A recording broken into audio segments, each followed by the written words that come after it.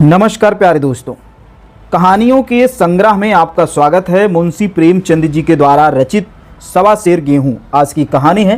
तो कहानी का आनंद लीजिए और वीडियो में 5 से 10 मिनट बने रहिए। कहानी शुरू करते हैं। किसी गरीब गांव में शंकर नाम का एक कुर्मी किसान रहता था। सीधा साधा गरीब आदमी था। अपने काम से काम, ना किसी से लेन देन, ना किसी से छक्का पंजा जानता था। छल प्रपंच की उसे छूत भी ना लगी थी। ठगे जाने की चिंता ना थी। ठग विद्या ना जानता था। भोजन मिला खा लिया और ना मिला चबेने पर काट दी। चबेना भी ना मिला तो पानी पी लिया और राम का नाम लेकर सो रहा था। किंतु जब कोई अतिथि द्वार पर आ जाता था तो उसे इस निर्वित्त मार्ग का त्याग करना पड़ता था। विशेषकर जब साधु परमात्मा पदार्पण करते थे तो उसे अनिवार्यतः सांस्कारिता की शरण लेनी पड़ती थी। खुद भूखा सो सकता था पर साधु को कैसे भूखा सुलाता। भगवान के भक्त ठहरे। एक दिन संध्या का समय था। महात्मा ने आकर उसके द्वार पर डेरा जमाया। तेजस्वी मूर्ति थी। पीताम्बर गले में था, जटा सिर पर था और पीतल का कमंडल हाथ में, खड़ाऊं पैर में, ऐनक आंखों पर। संपूर्ण वेश उन महात्माओं का सा था जो रईसों के प्रसादों का, तपस्या, हवा गाड़ियों पर, देवस्थानों की परिक्रमा और योग सिद्धि प्राप्त करने के लिए रुचिकर था। घर में जौ का आटा था, वह उन्हें कैसे खिलाता। प्राचीन काल में जौ चाहे जो कुछ महत्व रहा हो, पर वर्तमान युग में जौ का भोजन सिद्ध पुरुषों के लिए दुपाच्य होता है। बड़ी चिंता हुई, महात्मा जी को क्या खिलाऊं। आखिर भोजन सिद्ध पुरुषों के लिए दुपाच्य होता है। निश्चय किया कि कहीं से गेहूं का आटा उधार लाऊं, पर गांव भर में गेहूं का आटा ना मिला। गांव में सब मनुष्य ही मनुष्य थे, देवता एक भी ना थे। अतएव देवताओं का खाद्य पदार्थ कैसे मिलता। सौभाग्य से गांव के विप्र महाजन के यहाँ से थोड़े से मिल गए। उनसे सवा शेर गेहूं उधार लिया और स्त्री से कहा कि पीस दे। महात्मा ने भोजन किया और लंबी तान कर सोए। प्रातःकाल आशीर्वाद देकर अपनी राह पर निकल गए। विप्र महाराज साल में 2 बार खलिहानी लिया करते थे। शंकर ने दिल से कहा कि सवा शेर गेहूं इन्हें क्या लौटाऊं, पंसेरी के बदले कुछ ज़्यादा खलिहानी दे देता हूँ। यह भी समझ जाएंगे कि मैं भी समझ जाऊंगा। चैत में जब विप्र जी पहुँचे तो उन्हें 1.5 पसेरी के लगभग गेहूं दिया और अपने ही उऋण समझकर उसकी कोई चर्चा ना की। विप्र जी ने फिर ना मांगा। सरल शंकर को क्या मालूम था कि यह सवा शेर गेहूं चुकाने के लिए मुझे दूसरा जन्म लेना पड़ेगा। 7 साल गुजर गए थे। विप्र जी महाराज शंकर किसान से मजूर हो गए। उसका छोटा भाई मंगल उससे अलग हो गया था। एक साथ रहकर दोनों किसान थे, अलग होकर मजदूर हो गए। जिस दिन अलग हुए चूल्हे जले, वह फूट फूट कर रोया। आज से भाई भाई शत्रु हो जाएंगे। एक रोएगा तो दूसरा हंसेगा। एक के घर में मातम होगा तो दूसरे के घर में गुलगुले पकेंगे। प्रेम का बंधन, खून का बंधन, दूध का बंधन आज टूट जाता है। उसने भागीरथी परिश्रम से कुल मर्यादा का वृक्ष लगाया था। उसे अपने रक्त से सींचा था। उसका जड़ से उखाड़ना देखकर उसके हृदय से टुकड़े हो जाते थे। 7 दिनों तक उसने दाने की सूरत ना देखी। दिन भर जेठ के धूप में काम करता और रात को मुंह लपेट कर सो जाता। इसी भीषण वेदना और दुस्साहस कष्ट ने रक्त का जला दिया, मांस और मज्जा को घुला दिया। बीमार पड़ा तो महीनों खाट से ना उठा। अब गुजर बस कैसे हो। 5 बीघे के आधे खेत रह गए। एक बैल रह गया। खेती क्या खाक होती। अंत को यहाँ के नौबत पहुँची कि खेती केवल मर्यादा रक्षा का साधन मात्र रह गई। जीविका का भार मजूरी पर आ पड़ा। 7 वर्ष बीत गए। एक दिन शंकर मजूरी करके लौटा तो राह में विप्र जी ने टोक कर कहा, शंकर कल आके अपने बीज बेग के हिसाब कर ले। तेरे यहाँ 5.5 मन गेहूँ कब से बाकी पड़े हैं और तू देने का नाम नहीं लेता। हजम करने का मन है क्या। शंकर चकित होकर कहा, मैंने तुमसे कब गेहूं लिए थे जो 5.5 मन हो गए। तुम भूलते हो मेरे यहाँ किसी का छटाक भरना अनाज है, ना एक पैसा उधार। विप्र इसी नियत का तो यह फल भोग रहे हो कि खाने को नहीं जुटता।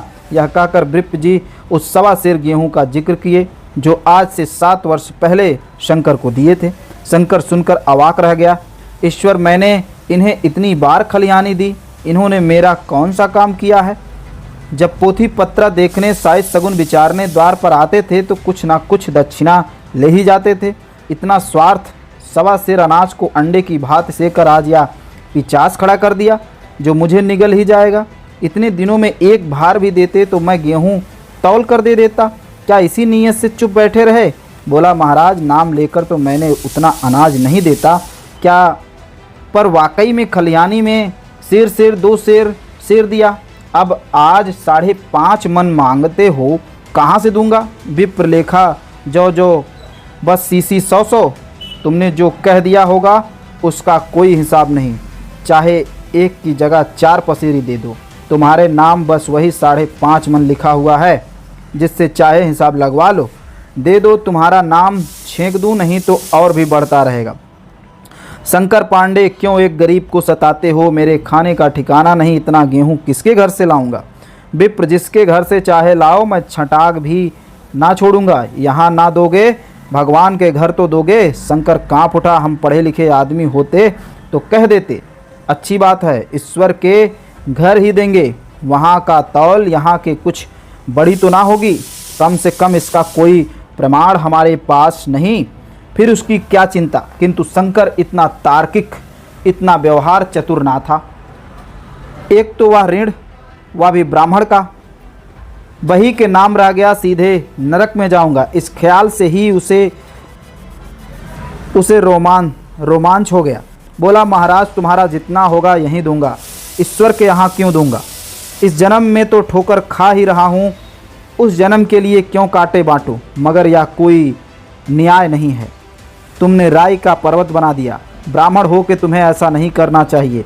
उसी घड़ी तगादा करके ले लिया होता तो आज मेरे सिर पर इतना बड़ा बोझ क्यों ना पड़ता। मैं तो दूंगा, लेकिन तुम्हें भगवान के यहाँ जवाब देना पड़ेगा। विप्र, वहाँ का डर तुम्हें होगा, मुझे क्यों होने लगा?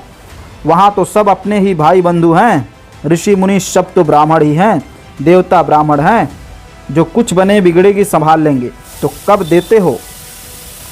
शंकर, मेरे पास रखा तो नहीं है, किसी से मांग जांच कर लाऊंगा तभी ना दूंगा। विप्र, मैं मानूंगा 7 साल हो गए, अब एक दिन भी मुलहिजा ना करूंगा। गेहूं नहीं दे सकते तो दस्तावेज लिख दो। शंकर, मुझे तो देना है, चाहे गेहूं लो चाहे दस्तावेज लिखाओ, किस हिसाब से दाम रखोगे? विप्र, बाजार का भाव 5 सेर है, तुम्हें 5.25 सेर का काट दूंगा। हिसाब लगाया तो गेहूं का दाम 60 रुपये हुए। 60 रुपये का दस्तावेज लिखा गया। 3 रुपये सैकड़े सूद, साल भर देने की सूद से 3 रुपये सैकड़े 12 आने का स्टाम्प और 1 रुपये का दस्तावेज। तहरीर शंकर को ऊपर से देनी पड़ी। गांव भर ने विप्र की निंदा की, लेकिन मुंह पर नहीं। महाजन से सभी का काम पड़ता है, उसके मुंह कौन आए। शंकर ने साल भर तक कठिन तपस्या की। मियाद के पहले रुपए अदा करके उसने व्रत सा ले लिया कि दोपहर को पहले भी चूल्हा ना जलता था, चबेने पर बसर होती थी, अब वह भी बंद हुआ। केवल लड़के के लिए रात की रोटियां रख दी जाती थी, पैसे रोज का तंबाकू पी जाता था। यही एक व्यसन था जिसका वह कभी त्याग ना कर सका। अब वह व्यसन भी इस कठिन व्रत का भेंट हो गया। उसने चिलम पटक दी, हुक्म तोड़ दिया, तंबाकू की हांडी चूर चूर कर दी। कपड़े पहले भी त्याग कर चरम सीमा तक पहुँचे थे, अब वह प्रकृति की न्यूनतम रेखाओं में आबद्ध हो गए। शिशिर की अस्थिवेदक शीत को उसने आग ताप कर काट दिया। इस ध्रुव संकल्प का फल आशा से बढ़कर निकला। साल के अंत में उसने 60 रुपये जमा किए और उसने समझा कि पंडित जी को इतने रुपए दे दूंगा, कहूँगा महाराज बाकी रुपए भी जल्द ही आपके सामने हाजिर करूँगा। 15 रुपये की तो बात है, क्या पंडित जी इतना भी नहीं मानेंगे? उसने रुपए लिए और जाकर पंडित जी के चरणों में कमल कार्पण कर दिया। पंडित जी विस्मित होकर पूछा, किसी से उधार लिए क्या? शंकर, नहीं महाराज, आपके आशीष से आपकी मंजूरी अच्छी मिली है। विप्र, लेकिन या तो 60 रुपये है। शंकर, हाँ महाराज, इतने अभी ले लीजिए, बाकी मैं 2-3 महीने में दे दूंगा, मुझे उरिन कर दीजिए। विप्र, उरिन तो तभी होगे जब मेरी कौड़ी कौड़ी चुका दोगे, जाकर मेरे 15 रुपये लाओ। शंकर, महाराज इतनी दया करो, अब साँझ की रोटी का भी ठिकाना नहीं, गांव में हूँ तो कभी दे ही दूंगा। विप्र, मैं यह रोग नहीं पालता, ना बहुत बातें करना जानता हूँ। अगर मेरे पूरे रुपए ना मिलेंगे तो आज से 3.5 रुपये सैकड़े का ब्याज लगेगा। अपने रुपए चाहे अपने घर पे रखो, चाहे मेरे यहाँ छोड़ जाओ। शंकर, अच्छा जितना लिया हूँ उतना रख लीजिए, मैं जाता हूँ कहीं से 15 रुपये लाने का फिक्र करता हूँ। शंकर ने सारा गांव छान मारा, मगर किसी ने रुपए ना दिए। इसलिए नहीं कि उसका विश्वास ना था या किसी के पास रुपए ना थे, बल्कि इसलिए कि पंडित जी के शिकार को छेड़ने की किसी की हिम्मत ना थी। क्रिया के पश्चात प्रतिक्रिया नैसर्गिक नियम। शंकर साल भर तक तपस्या करने पर भी जब ऋण से मुक्त होने में सफल ना हो सका तो उसका संयम निराशा के रूप में परिणित हो गया। उसने समझ लिया कि जब इतना कष्ट सहने पर भी साल में 60 रुपये से अधिक ना जमा कर सका तो अब और कौन सा उपाय है जिसके द्वारा उससे दूने रुपए जमा हों। जब सिर पर ऋण का बोझ ही लादना है तो क्या मन भर और क्या सवा मन। उसका उत्साह क्षीण हो गया, मेहनत से घृणा हो गई, आशा उत्साह की जननी हो गई। आशा में तेज है, बल है, जीवन है, आशा का संचालक शक्ति है। शंकर आशाहीन होकर उदासीन हो गया। वह ज़रूरतें जिनको उसने साल भर तक टाल रखा था अब द्वार पर खड़ी होने वाली भिखारिन ना थी, बल्कि छाती पर सवार होने वाली पिचासनियाँ थी जो अपनी भेंट के लिए बिना जान नहीं छोड़ती थी। कपड़ों में चकत्तियाँ के लगने का भी एक सीमा होता था। अब शंकर को चिट्ठा मिलता तो वह रुपए जमा ना करता, कभी कपड़े लाता, कभी खाने की कोई वस्तु। जहाँ पहले तंबाकू ही पिया करता था वहाँ अब गांजे और चरस का चस्का भी लगा था। उसे अब रुपए अदा करने की कोई चिंता ना थी, मानो उसके ऊपर किसी का एक पैसा भी ना हो। पहले जूड़ी चढ़ी होती थी, वह काम करने अवश्य जाता था, अब काम पर ना जाने के लिए बहाना खोजता है। इस भांति 3 वर्ष निकल गए। विप्र जी महाराज ने एक बार भी तगादा ना किया। वह चतुर शिकारी की भांति अचूक निशाना लगाना चाहता था। पहले से शिकार को चौंकाने वाली उसकी नीति के विरुद्ध एक दिन पंडित जी ने शंकर को बुलाकर हिसाब दिखाया। 60 रुपये जो जमा किए थे वो मिनाहा करने पर भी शंकर जिसमें 120 रुपये निकले। शंकर इतने रुपए तो उसी जन्म में दूंगा, इस जन्म में नहीं हो सकता। विप्र मैं इसी जन्म में लूँगा, मूल ना सही सूद तो देना ही पड़ेगा। शंकर एक बैल है वह ले लीजिए, एक झोपड़ी है वह ले लीजिए, और मेरे पास रखा क्या है। विप्र मुझे बैल बधिया लेकर क्या करना, मुझे देने के तुम्हारे पास बहुत कुछ है। शंकर और क्या है महाराज। विप्र कुछ नहीं, तुम तो हो, आखिर तुम कहीं मजदूरी करने जाते हो, मुझे भी खेती के लिए मजदूर रखना ही पड़ता है। सूद में तुम हमारे यहाँ काम किया करो, जब सुविधा हो मूल भी दे देना। सच तो ये है कि अब तुम किसी दूसरी जगह काम करने नहीं जा सकते जब तक मेरे रुपए नहीं चुका देते। तुम्हारे पास कोई जायदाद नहीं है, इतनी बड़ी गठरी में किस एतबार पर छोड़ दूँ। कौन इसका जिम्मा लेगा कि तुम मुझे महीने महीने सूद देते जाओगे और कहीं कमा कर जब तुम मुझे सूद भी ना दे सकते तो मूल ही कौन कहे। शंकर महाराज सूद तो मैं काम करूंगा और खाऊंगा क्या। विप्र तुम्हारी घरवाली हैं, लड़के हैं, क्या वो हाथ पांव कटे हैं बैठे हैं। तुम्हें आध शेर जौ कलेवा के लिए दे दिया करूंगा, ओढ़ने को शाल में एक कंबल पा जाओगे और एक मिर्जई भी बनवा दिया करूंगा। और क्या चाहिए। यह सच है और लोग तुम्हें छा आने रोज़ देते हैं, लेकिन मुझे ऐसी गरज नहीं। मैं तो तुम्हें अपने रुपए भराने के लिए रखता हूँ। शंकर ने कुछ देर गहरी चिंता में पड़े रहने के बाद कहा, महाराज यह तो जन्म भर की गुलामी हुई। विप्र गुलामी समझो चाहे मजदूरी समझो, मैं अपने रुपए भराए बिना तुमको कभी ना छोड़ूंगा। तुम भागोगे तो तुम्हारा लड़का भरेगा। हाँ, जब कोई रहेगा तब की बात दूसरी है। इस निर्णय से कहीं अपील ना थी। मजूर की जमानत कौन करता है, कहीं शरण ना थी। भाग कर कहाँ जाता। दूसरे दिन से उसने विप्र जी के यहाँ काम करना शुरू कर दिया। 1.25 सेर गेहूँ की बदौलत उम्र भर के लिए गुलामी की बेड़ी पैरों में डालनी पड़ी। उस अभागे को अब अगर किसी विचार से संतोष होता तो वह यह था कि मेरे पूर्व जन्म का संस्कार स्त्री को काम करने पड़ते थे जो उसने कभी ना किए थे। बच्चे दाने के तरसते थे, लेकिन शंकर चुपचाप देखते हुए सिवा और कुछ ना कर सका। वह गेहूं के दाने किसी देवता की साप की भांति यज्ञ जीवन उसके सिर से ना उतरे। शंकर जी ने विप्र जी के यहाँ 120 वर्ष तक गुलामी करने के बाद इस दुस्सार संसार का प्रस्थान किया। 120 रुपए अभी तक उसके सिर पर सवार थे। पंडित जी ने उस गरीब को ईश्वर के दरबार में कष्ट देना उचित ना समझा। इतने अन्यायी, इतने निर्दयी ना थे। उसके जवान बेटे की गर्दन पकड़ी।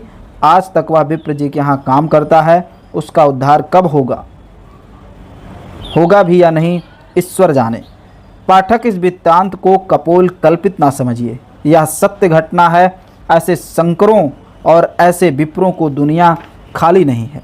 तो आज की कहानी यहीं पर समाप्त होती है।